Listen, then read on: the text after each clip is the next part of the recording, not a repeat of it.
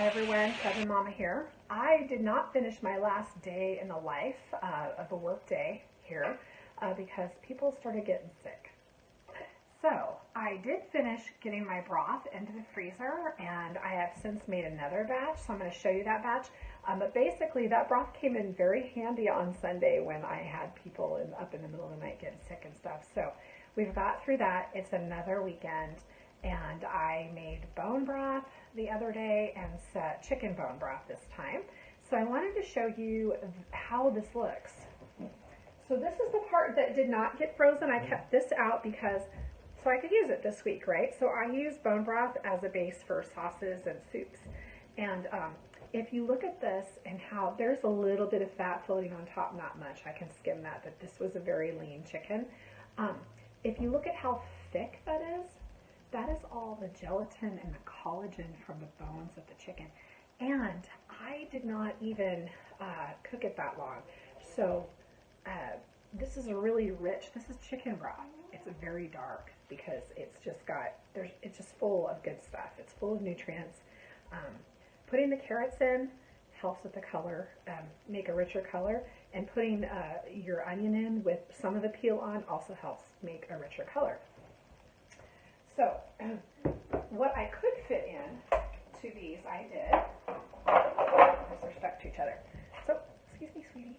So anyway, I froze in here. I did this last week too with the beef. You saw me start that. And these just pop right out. I bag them up.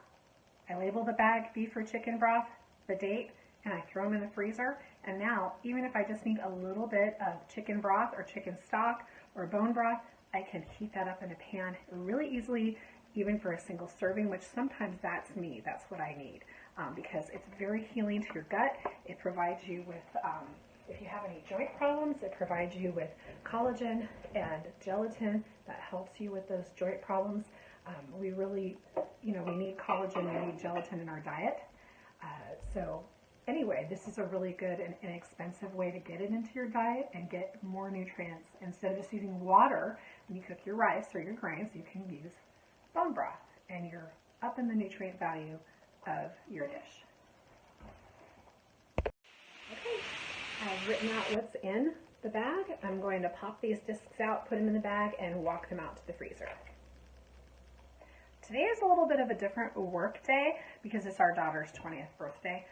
So I'm not getting a lot of work done. I'm actually doing, I'm making homemade taquitos for tonight, and I'm also making homemade cupcakes. So that's what I'm doing today. I needed to finish pruning my fruit trees today. I'm going to have to put it off till tomorrow, which is Sunday, which I'd rather not do, but sometimes you just got to do what you got to do. I did start pruning my trees the other day, and yesterday actually, and I couldn't get to the top without the orchard ladder, and by the time I got the orchard ladder over here, I ran out of time. So I've got my orchard ladder. I'm going to finish pruning my fruit trees sometime this weekend. It's not going to happen today because everyone decided they were going to take off for the movies and leave me here to make dinner by myself. So anyway, but that's what's going on this weekend. I did not finish. I didn't finish. Well, that's for another video. I'll share a video of us starting our garden. I don't know if that's going to come out before this one or after it. Or maybe I'll just put them all together. We'll see. Okay, I'm just going to walk these out to the freezer. Did I give you a tour of the freezer yet? I'll do that real quick. Let me just make sure it's not too disorganized.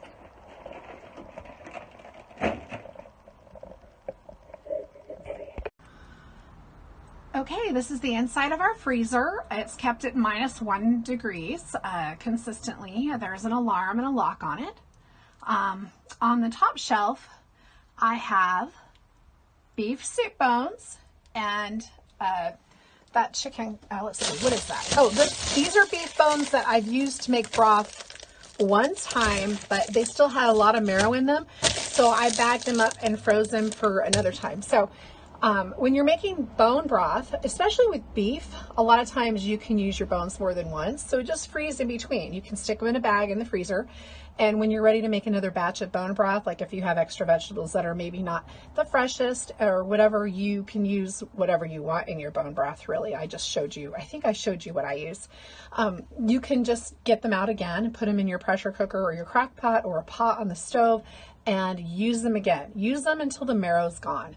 There's a lot of minerals in those bones. The bones I have are quite large. I have even more that are actually wrapped, but anyway, so this is the remnants of a beef that we had. We really probably need to get that eaten. There's a little bit more down here. Also, there's beef tongue. I'm not in a hurry to use that. I'm a little bit squeamish about stuff like that, but I try. Okay, so what do we have here? We have frozen figs, frozen fruit. There's a pork roast here. I have a feeling that's supposed to go somewhere else. There's blueberries, strawberries. Well, I'm not holding the camera correctly. Blueberries under there, strawberries, rice cauliflower. Ooh, somebody just threw that up there. I don't know why. Okay, and then the next one down, we've got pork roast, some remnants of our cow, ground beef. In the back, we have chicken thighs. I buy this, sorry about that, guys. I'm still not good at this camera stuff.